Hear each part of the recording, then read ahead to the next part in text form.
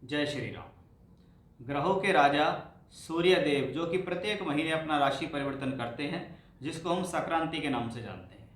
अब इस बार ये सूर्य वृषभ राशि में गोचर करेंगे, यानी अपनी उच्च की राशि मंगल की राशि से निकलकर अपने ग्रह जो इनको ये शत्रु मानते हैं शुक्र की वृषभ राशि में गोचर करेंगे, जिसको हम वृषभ संक्रांति कहते हैं। 14 मई से 14 जून तक सूर्य ग्रह का गोचर शुक्र की राशि में रहेगा।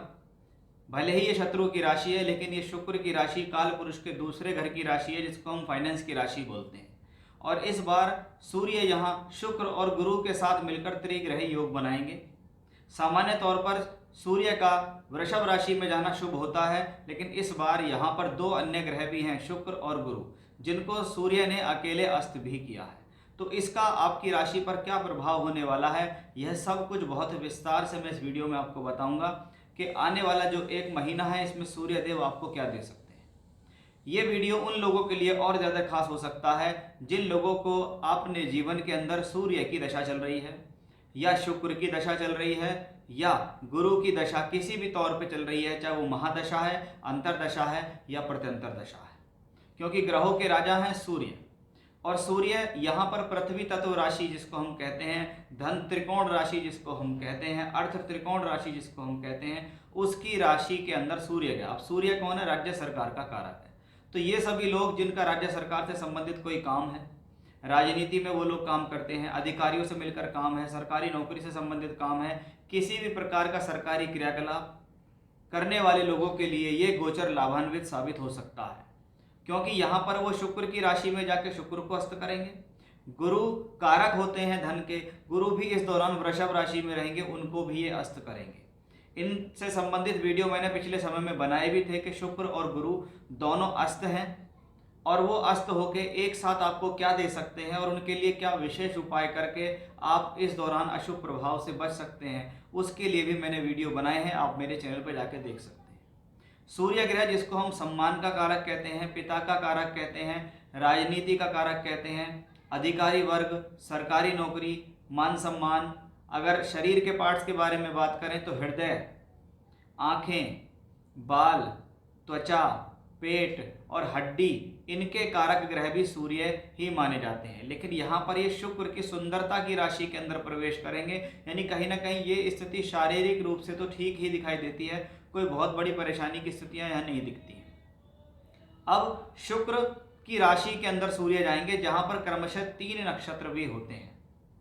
पहला नक्षत्र होता है कृत्तिका नक्षत्र, जो सूर्य का ही नक्षत्र है, फिर रोहिणी, फिर मृगशिरा, चंद्र और मंगल। यानी वृषभ राशि में देखें तो कहने को ये वृषभ राशि है, शुक्र की राशि है, लेकिन इसमें सूर्य, चंद्र और मंगल के नक्षत्र होते हैं, कृत्तिका, रोहिणी और मृगशिरा। अब आपकी कुंडली के अंदर कोई भी ग्रह अगर कृत्तिका, रोहिणी या मृगशिरा नक्षत्र के अंदर बैठा है या वृषभ राशि में बैठा है, तो आप समझ लीजिए आपके ऊपर उन ग्रहों का प्रभाव ज़्यादा होगा। या उनके अंदर बैठे हुए ग्रह की दशा चल रही है और सूर्य उसके ऊपर से निकल के जाता है, तो भी उसके ऊपर आपका प्रभाव ज़्यादा होगा। क्योंकि ऐसी स्थिति में सूर्य बली है, सूर्य को कोई प्रॉब्लम नहीं है, क्योंकि सूर्य अपनी सिंह राशि से अपने से दशम भाव के अंदर गोचर करेंगे। लेकिन शुक्र का और गुरु का अस्त होना कहीं ना कहीं समस्या को थोड़ा बहुत बढ़ा सकता है।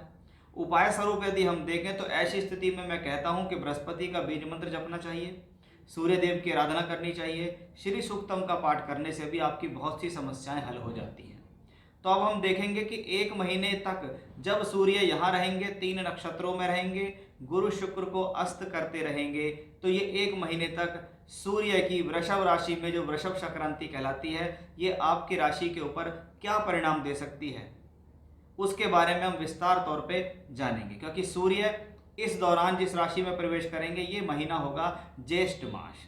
ज्येष्ठ मास, ज्येष्ठ का मतलब बड़ा होना, और सूर्य जैसा ग्रह जब ज्येष्ठ मास में प्रवेश करता है तो कहीं ना कहीं जीवन में कुछ अच्छी ऊंचाई या अच्छी शुरुआत होने की भी स्थिति हम कहते हैं। ज्येष्ठ मास जो क्रम से देखा जाए तो हनुमान जी और भगवान शिव को भी प्रिय माना जाता है। तो ऐसी स्थिति में अगर हनुमान जी और शिव जी से संबंधित भी पूजा पाठ किए जाएँ, उनके दर्शन किए जाएँ, तो भी आपके लिए वह शुभ होते हैं। अब आइए जानते हैं कि आपकी राशि पर इसका क्या प्रभाव होगा। ये देखते हैं कि कन्या राशि के जातकों के जीवन में इसका क्या प्रभाव पड़ेगा। कन्या राशि के जातकों, आपकी राशि से 12वें स्थान का स्वामी सूर्य है। ये वही 12वां स्थान है जो कि खर्च, नुकसान, यात्रा, विदेश यात्रा, दूर स्थान से जुड़कर काम करने के लिए जाना जाता है। जब भी ऐसे कोई प्लेनेट एक्टिवेट होता है, वो जहाँ पर बैठ के एक्टिवेट होता है, तो उससे संबंधित फलों में वो 12वें घर के तत्व जुड़ जाते हैं। समझने की कोशिश कीजिए कि 12वां घर जिन कारकत्वों को लेकर बैठा है वो 9वां घर है। 9वां घर है भाग्य का, यानी कहीं ना कहीं ये प्लेनेट ये चाहता है कि भाई अगर भाग्य बनाना है तो आपको किसी ना किसी रूप से बाहर से जुड़ना पड़ेगा। इसको क्या कहते हैं? बाहर का आदमी भाग्य बनाने के लिए आपसे जुड़ा। तो क्या हो सकता है? इस दौरान बाहर से जुड़कर कोई व्यक्ति विशेष आपके जीवन में आ सकता है जिससे लाभ होगा। दूर स्थान से जुड़कर आपके जीवन में कोई व्यक्ति आ सकता है, उससे लाभ होगा। आप कोई यात्रा कर सकते हैं, उससे आपको लाभ होगा। यानी कुछ ना कुछ उस प्लेनेट का इशारा है। अगर ऐसी कोई अपॉर्चुनिटी आसपास चले, दिख रही हो, आ रही हो, तो समझ लीजिए ये उसी चीज़ का इशारा है कि वो चीज़ आपको चाहिए, वो प्लेनेट आपको वो चीज़ें देने जा रहा है। और जब आप उस चीज़ को लेंगे, उस पर काम करेंगे, तो आपको फ़ायदा मिलेगा। ये क्या है कि यहाँ का मालिक 12वें में जाए तो भाग्य बनाने के लिए आप बाहर जाएंगे, लेकिन बाहर का मालिक यहाँ रहा, यानी भाग्य बनने के लिए आपसे कोई संपर्क करेगा, चाहे इंटरनेट के माध्यम से करे, चाहे सोशल मीडिया के माध्यम से करे, चाहे आपके पास पर्सनल आए, चाहे फ़ोन पे बात करे, कुछ भी करे, लेकिन ये संबंध बनाने का एक योग बनता है। ऐसी स्थिति में यात्राओं पे पैसा खर्च हो सकता है। ऐसी स्थिति में आपके जीवन में कहते हैं नवम भाव धर्म का है, धार्मिक यात्राओं पर खर्च हो रहा है। अब नवम भाव में नवमेश बैठा है। कौन है नवम भाव का स्वामी? शुक्र, वो भी वहाँ बैठा है, लेकिन वो त्रिकोण का स्वामी होकर त्रिकोण में। अगर सूर्य इसको अस्त करता है, क्योंकि सूर्य खराब भाव का स्वामी है, तो थोड़ा सा भाग्य बनाने में कसरत करनी पड़ सकती है। लेकिन यहाँ ये स्थिति इशारा कहाँ कर रही है, ये समझने की जरूरत है आपको कि प्लेनेट 12वें का मालिक होकर 9th हाउस में आने, यानी कुछ ना कुछ वो प्लेनेट चाहता है। अगर वो आपका खर्च भी कराएगा तो उस खर्च का आपको पैसा भी वापस लौटा कर देगा। अगर वो आपके समय को खर्च करा रहा है, आपके पैसे को खर्च करा रहा है, तो ये प्लेनेट आपको पूरी तरीके से कोशिश कराएगा कि भाई आपको लाभ दे, आपको धन दे, आपसे कुछ ऐसी योजना बनवाए जिससे आपको कुछ ना कुछ मिल सके। क्योंकि 9th हाउस से पूरा संबंध है। नवम भाव धन का भी है, लक्ष्मी त्रिकोण का भी है, यात्राओं का भी है, विदेश यात्रा का भी है, या कह सकते हैं धार्मिक यात्राओं का भी है, या हायर एजुकेशंस का भाव और भाग्य का भाव नवम भाव कहलाता है। और सूर्य का वहाँ से संबंध है। ऐसी स्थिति में थोड़ा सा या तो पिता के स्वास्थ्य को कुछ चिंता हो सकती है, उनको कोई छोटी मोटी स्वास्थ्य खराबी, या पिता के साथ कुछ संबंध को लेकर तनाव आ सकता है। इसके साथ गुरु भी चल रहे हैं, जो 4थे और 7वें घर के मालिक होकर यहाँ चल रहे हैं। अब वो भी गुरु द्वारा, सूर्य द्वारा अस्त ही हुए, यानी द्वादशेश ने दोनों को ही अस्त किया। यानी कहीं ना कहीं पैसा कमाना ऐसे समय में टफ तो होगा, लेकिन ये प्लेनेट ये कहता है कि अगर टफ स्थितियों में गुजरेंगे तो मैं आपको लाभ दूंगा। टफ स्थिति को देखते पहले से ही घबरा जाएंगे तो ये प्लेनेट आपको नुकसान भी दे सकता है, आपके ऊपर ये हावी हो सकता है। सारा खेल यहाँ इस चीज़ का ही है कि आप किस चीज़ को अपने ऊपर स्वीकार कर रहे हो, किस चीज़ से आप परिश्रम कर रहे हो। भाई अड़चनें किसके जीवन में नहीं है। कोई अड़चनों को देख के घबरा जाता है, कोई इस वीडियो को देख के घबरा जाएगा कि उन्होंने तो कह दिया अड़चन आएंगी, कन्या राशि तो बहुत बुरी है, कन्या राशि का तो जीवन में कभी भलाई नहीं हो सकता। फिर उसकी सारी इरिटेशन, अपना सारा गुस्सा कमेंट में निकालते हैं।